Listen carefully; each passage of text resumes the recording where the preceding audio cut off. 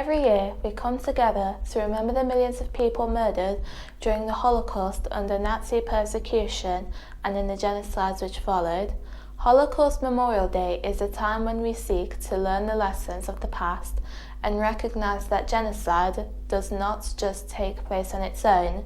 It's a steady process which can begin if discrimination, racism, and hatred are not checked and prevented.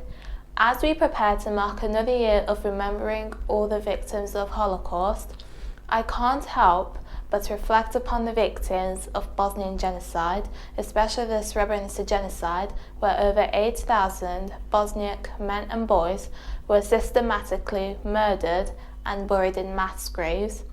This happened only 50 years after the world said never again to the horrors of the Holocaust. I'm a second-generation genocide survivor, so it matters to me to remember Srebrenica. My mother was only 11 years old when the genocide happened. She made it safely to a safe zone. Unfortunately, her father and her brother, my grandfather and my uncle, who I've never got to know, were not that lucky. Both were executed and buried in mass graves alongside many other of our family members. 25 years later, and we are still searching for the remains of my uncle, who was only 16 when he was killed.